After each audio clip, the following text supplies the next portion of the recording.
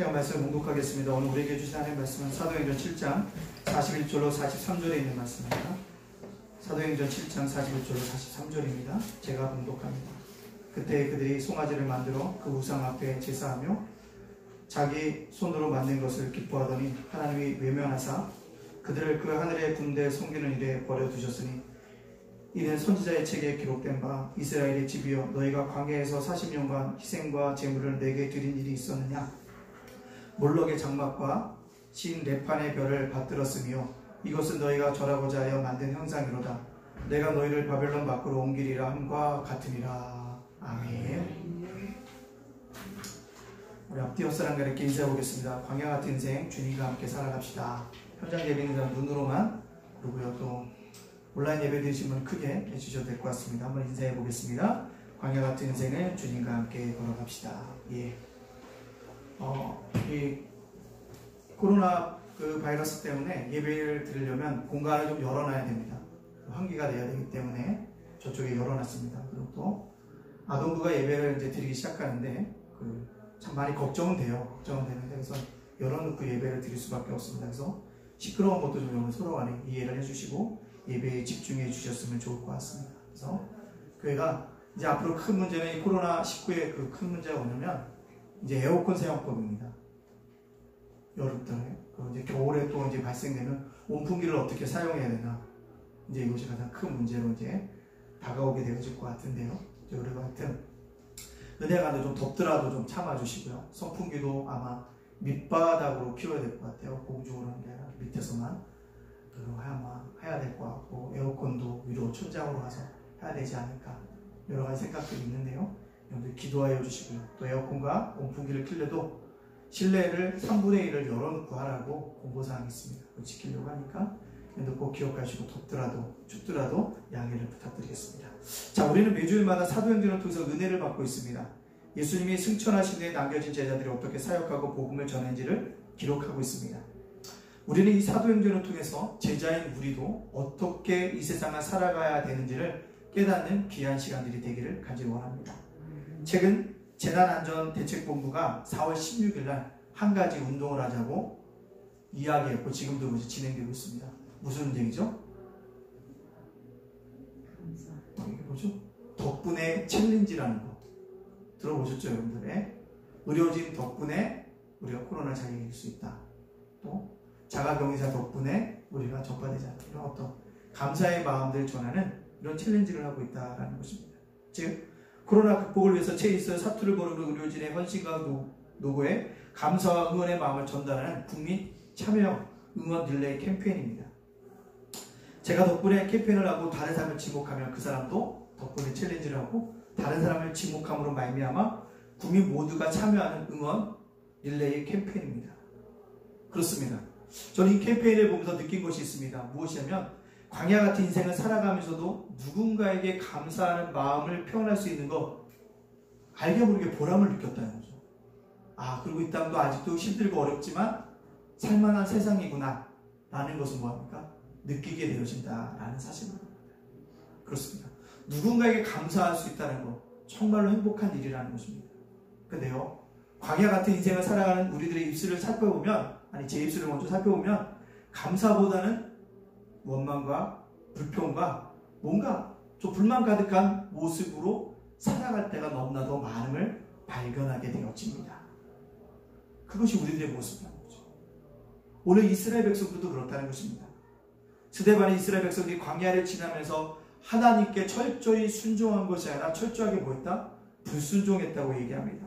이 백성들은 얼마나 많은 큰 혜택을 누린 백성입니까? 아브라함을 통해서 선택을 받았고 약속을 받았고 축복을 받았습니다. 모세를 통해서 애굽에서 종살이에서 해방되어졌습니다. 또 홍해가 갈라지는 기적을 경험했습니다. 40년 동안 광야에서 살았지만 그들의 옷이 헤어지지 않았고 발이 부르트지 아니할 정도로 하나님께서 보호해 주셨습니다. 광야란 먹을 것이 없고 입을 것이 없고 잠잘 것이 없고 생업이 불가능한 곳입니다. 사람이 살만한 곳이 아닙니다. 그럼에도 불구하고 하나님이 그 불가능한 환경 속에서 이스라엘 백성들을 기적적으로 인도해 주셨고 보호해 주셨고 함께해 주셨습니다. 또한 이들이 물이 없을 때는 바위에서 샘물이 터져 나왔습니다. 먹을 것이 없을 때는 하나님께서 이슬처럼 만나를 내려주셨습니다. 그것으로 배불리 먹었던 경험이 있습니다. 이들이 고기를 그리워할 때 하나님께서 메추라기를 보내주셔서 음식을 먹게 해주셨습니다. 어디를 가야 모를 때 하나님은 불기둥과 구름기둥으로 인도해 주셔서 이 험악한 광야를 잘 지날 수 있게 해주셨습니다. 이 모든 혜택을 누렸던 이스라엘 백성들이 덕분에 챌린지, 하나님 덕분에 살아왔습니다라고 하나님께 감사해야 되는데 감사하지 못했습니다. 이것을 바라보면 우리가 아무리 광야 같은 사람이 살지 못하는 곳에 가 있을지라도 최악의 상황이라도 할지라도 하나님이 나와 함께 하시면 그것이 천국이 될 수 있다는 사실들을 깨닫게 되어집니다. 즉 광야에서의 생존은 하나님과 동행을 의미하고 있다는 것입니다. 하나님과 동행을 하면 살아남을 수 있고 하나님과 동행하지 못하면 살아남지 못한다는 것. 이런 약속과 기적과 축복을 이스라엘 백성들이 체험했지만 그 축복 속에서 이스라엘 백성들이 기회만 주셔지면 순간적인 어려움에 부딪히며 원망하고 불평했습니다. 그들은 이렇게 하나님의 마음을 아프게 했습니다. 하나님이 이들에게 기적을 베풀어 주시고 축복해 주시고 순간순간 도와주셨지만 그들은 받은 은혜와 축복들을 기억지도 않고 생각지도 않고 작은 불편에 이기적인 욕심에 하나님을 원망했습니다. 그뿐만 아니라 오늘 41절에 뭐라고 얘기하고 있습니까? 우상을 섬겼다고 얘기하고 있습니다. 그때 그들이 송아지를 만들어 그 우상 앞에 제사하며 자기 손으로 만든 것을 기뻐하더니 우상을 만들어 제사하며 만든 것을 기뻐했다는 것입니다. 우리는 이런 이스라엘 백성들을 보면 왜 광야에서 하나님이 얼마나 많은 은혜를 주셨는데 혀를 차지만 우리들도 광야 같은 인생을 지나면서 별반 다를 것이 없음을 깨닫게 되어집니다. 오늘 본문에서 이스라엘 백성에게 하나님이 세 가지를 물으시는 것처럼 광야 같은 인생을 걸어가는 우리에게도 하나님이 동일하게 세 가지를 질문하고 계시거든요. 그 질문 앞에 대답할 수 있는 믿음의 인생들이 되어지기를 간절히 소원합니다. 하나님이 광야를 지나면서 하나님께 우리에게 어떤 것을 질문하시고 있습니까? 너희는 진정한 예배를 드렸느냐를 묻고 있습니다. 광야를 지나면서 하나님이 우리에게 진정한 예배를 드렸느냐라고 묻고 계시다는 것입니다. 우리 42절 말씀에 이렇게 얘기하고 있습니다. 하나님이 외면하사 그들을 그 하늘의 군대 섬긴 일을 벌어두셨으니 이는 선지자의 책에 기록된 바 이스라엘 집이여 너희가 광야에서 40년간 희생과 제물을 내게 드린 일이 있었느냐? 희생과 제물을 내게 드린 일이 있었느냐? 무슨 얘기입니까? 드렸다는 거죠. 희생과 제물을 드리긴 했다는 겁니다. 근데 문제는 예배를 드렸지만 거짓으로 드렸다는 것입니다. 형식으로 드렸다는 것입니다. 이들은 형식적으로 모세의 율법의 규정에 따라서 제물을 드렸고 예배를 드렸습니다. 근데 문제는 하나님이 그렇게 드리는 예배를 한 번도 받으신 적이 없다라는 이야기를 하고 있다는 사실입니다. 야고보서 5장 25절에 이렇게 얘기합니다. 아모스 5장 25절에 이스라엘 족속아 너희가 40년 동안 광야에서 희생과 소제물을 내게 드렸느냐? 드렸다는 겁니다. 근데 마음이 있지 않았다는 거죠. 형식으로 드렸지 마음으로 드리지 않았다는 것입니다. 눈에 보이는 부분이 아니라 눈에 안 보이는 부분이 있었습니다. 진정한 헌신과 봉사도 형식에 있지 않습니다. 사람은 얼마든지 형식에 만족할 수 있습니다. 사람 보기에, 나 보기에 좋게 만들 수 있습니다. 그러나 문제는 그것을 하나님이 받으셨느냐가 중요합니다. 진정 하나님이 그 예배를 받으시는 것이냐, 하나님이 그 예배를 받지 않으셨다는 것입니다. 너희들은 형식에 따라 예배드리고 이해관계에 따라 예배를 드렸지만 정말 마음으로 중심으로 하나님을 찾아 예배한 적이 없다는 것입니다. 근데 그들이 왜 마음은 멀리 있어도 형식적으로 그들에게 예배를 드렸을까요? 왜 하나님께 예배를 드렸을까요? 자기의 필요에 따라서 하나님을 이용하기 위해서 예배를 드렸다는 사실입니다. 무언가 얻고자 할 때는 하나님 앞에 예배를 드린 거예요. 형식적으로. 만나와 메추라기를 얻기 위해서 하나님이 필요해서 예배 드렸습니다. 목말라 마실 물이 없어서 하나님이 필요해서 뭐예요? 예배를 드렸다는 거죠. 그것이 다 거짓 예배였다는 것입니다. 어버이날에 TV에서 한 프로에서 보니까요. 우리나라 노인 중 10명 중 3명이 약 30%가 자식과 전혀 연락 없이 살고 있다고 합니다.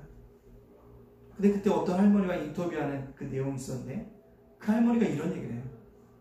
내가 자녀에게 줄 것이 없는데 그 자녀가 나를 기억하고 연락하겠다. 내가 자녀에게 줄 곳이 없는데 그 자녀가 나를 기억하고 연락하겠나? 부모 자식 간에도 뭔가 줄 곳이 있어야지 서로 간에 연락이 되고 있다는 것입니다. 마음이 아팠습니다. 부모와 자녀의 관계도 뭔가가 필요가 충족되어야지만 관계를 맺고 있다는 거죠. 근데 이것이 앞으로 점점 더 뭐 할 거다? 심화되어질 것이라는 거죠. 10명 중에 3명은 뭐라고요? 자식과 연락 없이 살아요. 근데 10명 중에 7명은요 뭐요?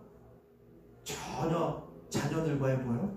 소통 없이 살아가는 사람들도 많다는 것입니다. 물론 어떤 가정을 보면 부모와 자녀 간의 관계가 아름다운 관계 같습니다. 어렵지만 어머님을 위하고 아버님을 위하고 그런 아름다운 관계도 있지만 충족되어지지 아니하면 관계를 맺지 않은 현대인의 모습들을 정확하게 보여주면서 하는 이게 뭡니까? 21세기 고려장이라고 이야기하고 있습니다. 바로 이런 현상들이 이스라엘 백성들이 하나님을 향해서도 일어나고 있다는 것입니다. 하나님을 이용하는 사람은 간격이 없습니다. 하나님을 이용하는 사람은 기쁨이 없습니다. 하나님을 이용하는 사람들은 축복도 보람도 없습니다. 단지 기브 앤 테이크일 뿐이에요. 내가 하나 줬으니까 하나 받고 또 네가 하나 주면 나도 너한테 하나 줄게. 주고받고 하는 관계예요. 이런 관계를 신학적으로 율법적인 관계라고 얘기합니다. 거기에 진정한 예배가 없습니다. 진정한 헌신이 없습니다. 내가 얼마나 하나님께 마음을 드렸느냐가 중요합니다. 주님을 위해서 내가 얼마나 헌신하고 얼마나 희생하고 얼마나 손해 보았느냐가 중요합니다. 주님을 위해서 예배드릴 때 손해를 한 번도 안 보신 분이 있다면 참 예배자가 아닙니다. 희생을 한 번도 안 해본 분은 예배를 드린 것이 아닙니다. 예배를 드린다는 건 시간을 희생하는 겁니다. 물질을 희생하는 것입니다. 모든 것을 희생하는 것입니다. 손해가 들어가야지 진짜 뭐합니까? 거기에 예배가 있습니다. 그리고 진정으로 예배드린 자는 손해보면서도 기뻐합니다. 진짜 예배드리신 분은 온유하고 겸손하고 오래 참으로 하나님께 예배를 드린 분입니다. 그러나 이스라엘 백성들은 하나님께 예배드리는 목적 따라냈으나 자신들의 안전, 자신들의 목구멍을 생각하며 예배드렸다는 것입니다. 하나님의 영광을 한 번도 바라보면서 예배드리지 않았다는 것입니다. 하나님의 영광을 이용할 뿐이었습니다. 그렇다면 오늘 광야를 지나는 저와 여러분에게 하나님은 묻고 계십니다. 하나님 앞에 진정한 예배를 드리고 계십니까? 하나님의 영광을 이용하는 자는 아닌가 하는 것입니다. 온라인 예배를 드리시면서 어떤 자세로 예배 드리고 있냐는 것입니다. 어떤 마음으로 예배를 드리고 있냐는 것입니다. 하나님께 영광을 돌리는 자입니까? 예배의 희생을 드린 자입니까? 아니면 예배의 유익만을 얻고자 하는 자입니까? 우리는 광야 같은 인생을 지나면서 주님께 우리에게 물으시는 이 진정한 물음에 대답할 수 있는 믿음의 백성이 되어야 합니다. 두 번째로 광야를 지는 하나님께 우리에게 묻는 것이 뭔가? 너는 하나님 대신에 무엇을 섬기고 있냐고 물으십니다. 하나님 대신에 무엇을 섬기고 있냐고 물으시고 있다는 것입니다. 우리 43절에 보면 이스라엘 백성이 광야에서 섬긴 우상을 소개하고 있습니다. 43절에 몰록의 장막과 신 레판의 별을 받들었으며 이것이 너희가 절하고자 하여 만든 형상이로다. 내가 너희를 바벨론 밖으로 옮기리라 함과 같으리라. 몰록의 장막, 신 레판의 별, 우상인 것입니다. 정확하게 무엇인지를 모르지만 그 우상이었다는 것입니다. 자기들이 절할 대상인 우상들을 만들었다는 것입니다. 근데 우상은 영원한 것이 아닙니다. 그럼에도 불구하고 사람들은 인생을 살아가면서 우상들을 만듭니다. 우상은 우리를 구원해 주지 못합니다.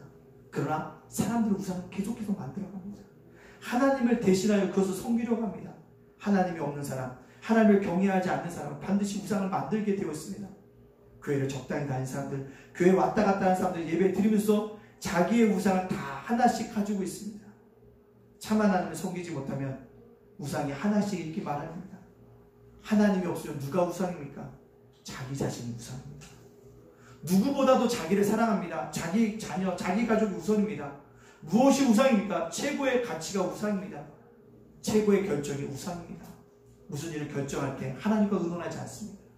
무슨 일을 할 때 하나님의 영광을 먼저 생각하지 않습니다. 오직 자신과 자신의 유익을만 생각하고 있다는 것입니다. 자신의 가족, 자기 환경을 먼저 생각해 놓고 다음에 하나님을 생각합니다. 이것이 우상입니다. 사람에게 하나님 대신에 우리의 섬길 우상이 너무나도 많아요. 돈, 권력, 지식을 의지하는 명예, 주의를 의지하는 모습들이 있습니다. 겉으로는 찬송가를 부릅니다. 겉으로는 교회 나오고 기도도 합니다. 그러나 마음이 무거웠어요. 하나님이 없습니다. 하나님의 마음이 없는 사람은 반드시 자기 나름의 우상을 갖고 있기 바랍니다. 그래서 오늘 스데반은 그것을 지적하고 있습니다. 너희들은 하나님 대신에 뭘 섬겼다? 우상을 섬겼노라. 그렇습니다. 오늘 이 광야 같은 인생을 지나가면서 주님도 우리에게 여전히 묻고 계십니다. 너는 하나님 대신에 우상을 섬기고 있느냐? 그 우상 앞에서 하나님이라는 존재는 어떤 존재인가를 묻고 계십니다. 이제 우리 우상을 내려놓고 누구요? 참 하나님을 믿어야 합니다. 하나님께 헌신해야 합니다. 하나님께 진정한 예배를 드려야 합니다. 우상이 아닌 하나님께 예배를 집중하면서 드려야 합니다. 그것이 우리에게 필요한 모습이라는 것입니다. 세 번째, 하나님 우리에게 묻고 계십니다. 뭐라고요? 광야를 지나면서 우상을 섬긴 결과가 무엇인지를 묻고 계십니다. 그들이 몰래 우상을 섬기고 가지고 있는 결과는 무엇이었습니까? 오늘 본문 말씀 43절에 이렇게 얘기합니다. 하반절 말씀에 몰록의 장막과 신네판의 별을 만들었으며 이것은 너희가 절하고자 해 만든 우상의 형상이로다. 그 다음에 중요해요. 내가 너희를 바벨론 밖으로 옮기리라. 내가 너희를 바벨론 밖으로 옮기리라 함과 같으리라. 아모스 5장 27절에도 내가 너희를 다메섹 밖으로 사로잡혀 가게 하리라. 그의 이름이 만군의 하나님이라 불리는 여호와께서 말씀하셨다. 다메섹 밖으로 사로잡혀 가게 하리라. 너희들이 우상을 섬긴 결과가 뭐냐? 바벨론 포로로 잡혀갈 것이다. 다메섹으로 끌려갈 것이라는 것을 이야기하고 있다는 사실입니다. 그래서 그들 바벨론 잡혀갑니다. 철저하게 막아요. 우상을 섬긴 결과가 멸망이었다는 것입니다. 무려 70년 동안 철저하게 남의 나라에서 종살이하고 있다는 것입니다. 분명히 기억해야 합니다. 하나님을 정말 섬기지 아니하면 사람 자기 나름대로 우상을 만들기 마련이고 자기 나름대로 어떤 형상의 우상인들 갖게 되면 그것은 하나님의 징계와 심판이 오게 되어집니다. 자, 그렇다면 하나님의 심판은 어떤 형태로 이루어질 것인가요? 하나님의 심판이 무엇일까요? 하나님의 심판은 복입니다. 그냥 내버려 두는 것입니다. 방치해 두시는 것입니다. 부모가 자녀를 향해서 끊임없이 잔소리하는 이유가 무엇입니까? 포기하지 않았기 때문에 그렇습니다. 세워보지 않은 것입니다. 우리도 자녀를 포기하면 아무 말도 하지 않습니다. 그러나 자녀를 향해서 우리가 끊임없이 잔소리하는 이유가 무엇입니까? 세워가려고 하는 것입니다. 하나님이 우리를 향한 포기란 주님의 은혜의 보호막이 없어졌다는 것을 의미합니다. 우리가 어떻게 세상에 살아나가는지 바라보면 하나의 은혜의 보호막이 우리를 있었기 때문에 그래서 금년의 주제가 뭐예요? 은혜 위에 은혜를 경험하라. 은혜 위에 그 은혜가 있습니다. 이게 놀라운 거예요. 오시는 목사님들마다 이 금년도 표를 봉사하시는 말씀이 기가 막히게 좋다. 지금 이 시대에 꼭 필요한 거네. 은혜 위에 은혜를 주시는 거. 한 번도 왔다가 지적하지 않고 가시는 분이 없어요. 금요일에 한 분 오셔서 선배 목사님 오셔서 참 표가 대단하다. 은혜 위에.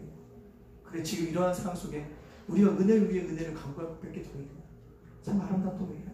많다는 것입니다. 우리에게 하나님이 우리를 향하신 은혜의 보호막이 제거되면 어떡합니까? 우리는 그냥 파멸의 길로 걸어갈 수가 없습니다. 배가 있는데 구멍이 났습니다. 그 배에 물이 들어서 곧 가라앉게 되어진다는 것입니다. 우리 이 제약 세상에 살고 있습니다. 우리의 본질은 죄입니다. 하나님의 은혜로 우리를 지켜주셨기 때문에 우리가 이만큼 사는 것입니다. 그런 하나님의 포기는 내버려 두는 것이라는 거죠. 하나님의 심판은 내 마음의 정욕들을 그냥 내버려 두는 것입니다. 로마서 1장 24절에 뭐라고 얘기합니까? 이렇게 얘기하고 있습니다. 그러므로 하나님께서 그들의 마음의 정욕대로 더러움에 내버려 두사 마음의 정욕대로 더러움에 내버려 두사 그들의 몸을 서로 욕되게 하게 하셨으니 그들의 몸을 서로 욕되게 하셨으니 그들이 하나님을 마음에 두기 싫어할 때 하나님께서 그들의 마음대로 정욕대로 살도록 내버려 두셨습니다. 그랬더니 어떻게 해요? 서로의 몸을 욕되게 한다는 것입니다. 결국 뭐예요? 흠모하는 것이 없다는 겁니다. 우리 마음에 정욕이 일어날 때 하나님이 그것을 꺾여주시는 것 감사해야 될 일입니다. 그런 생각을 못하도록 하는 것 감사해야 됩니다. 왜 우리도 순간순간에 정욕의 생각이 왜 튀어나오지 않습니까? 나쁜 생각이 들지 않습니까? 그럴 때마다 하나님이 자꾸 꼭 그러면 안 되잖아. 너는 그리스도이잖아. 넌 목사잖아. 넌 집사잖아. 자꾸 꺾어주신다는 거죠. 한 발 물러나야 되지 않겠니, 그리스도인은? 이게 우리를 향하신 하나님의 포기하지 않으셨다는 증거라는 것입니다. 그러나 포기하면 하나님이 아무것도 안 해주신다는 것이다. 어떤 행동을 해도 그냥 침묵하고 계시다는 것입니다. 근데 그것이 곧 축복은 아니라는 것입니다. 이번 주에 박사방과 엠본방을 이끈 청년들의 신상이 공개되어졌습니다. 그들을 보면서 마음이 아팠습니다. 이 세상을 어떻게 살아갈 것인지. 그래서 또 한편으로 이런 생각이 들어요. 그래, 이렇게 공개됐으니까 이제 새로운 인생을 살아갔으면 좋겠다. 다시는 그런 죄를 짓지 않고 어떻게 보면 새로운 삶을 살아갈 수 있는 계기가 되지 않을까라는 마음도 붙여집니다. 그래서 또 한 가지 드는 생각은 이겁니다. 그들이 그런 마음을 가졌을 때 누군가가 그건 안 돼! 라고 누군가가 말해줬으면 범죄로 더 나아가지 않았을까? 그러나 그들에게 뭐요? 보호막이 없었다는 것입니다. 하나님이 그 보호막을 제거해 주시면 우리 정욕대로 살면 우리 성 몸을 욕되게 하고 만든다는 겁니다. 이것이 바로 심판이라는 것입니다. 로마서 1장 28절에 뭐라고 합니까? 또한 그들의 마음에 하나님 두기를 싫어하며 하나님께 그들을 그 상실한 마음대로 내버려 두사 합당하지 못한 일을 하게 하셨으니 상실한 마음, 허구, 허전함, 알 수 없는 허탈함, 알 수 없는 소외감, 알 수 없는 자가짐, 그런 마음들을 내버려 두시면 합당하지 못한 일을 하는 거예요. 이것이 하나님의 심판이라는 것을 알아야 합니다. 어떤 분 하나님의 심판이라고 하면 하나님의 손에서 불이 내리고 땅이 꺼지는 것이라고 생각합니다. 아니에요.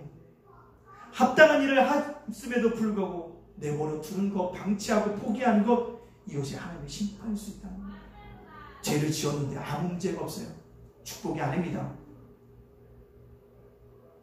악을 도모하고 내가 사기를 쳤는데 아무런 사건이 그냥 넘어갑니다. 평안합니다. 심각한 상태가 라는 사실 알아야 합니다.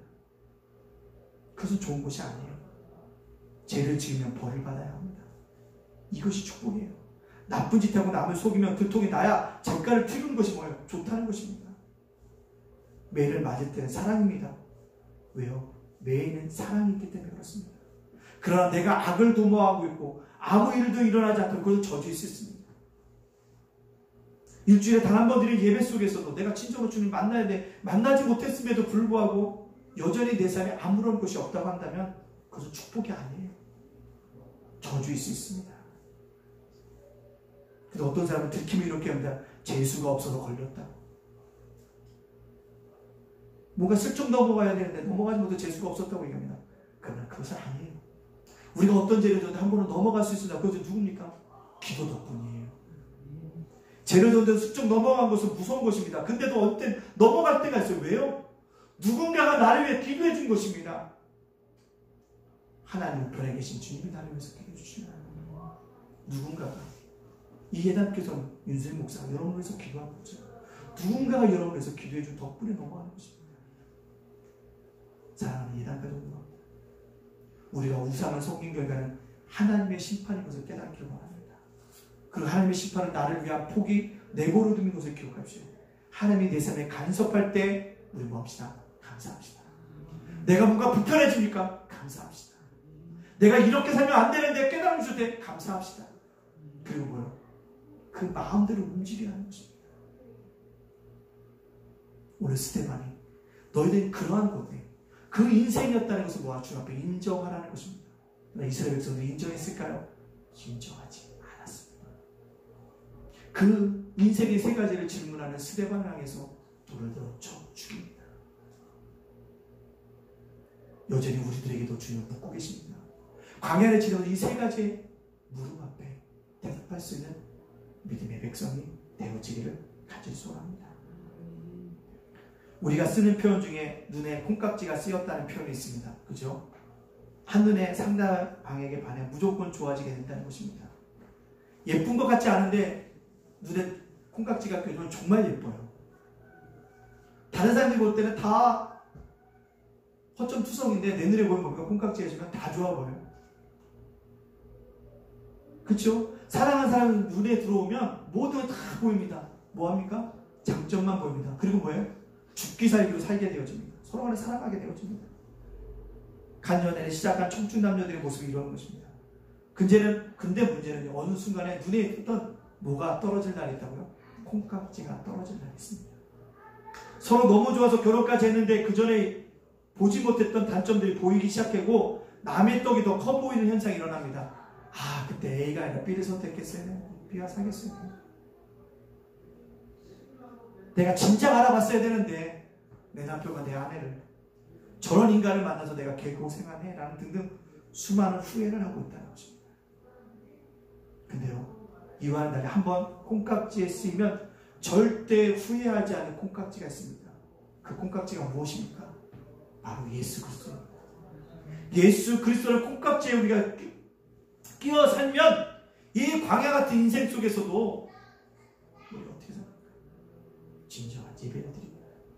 우상이 아닌 하나님을 섬기고 파멸이 아닌 때를 따라 돕는 평강의 하나님을 만나는 축복들이 우리 속에 넘쳐나게 되어질 줄로 믿습니다. 따라서 이제 우리는 이 광야 같은 세상을 지날 때 예수님과 함께 예수님의 중심적인 사고를 가지고 예수님을 닮아가는 예단들이 다 되어지시기를 주님의 이름으로 축복합니다. 아멘.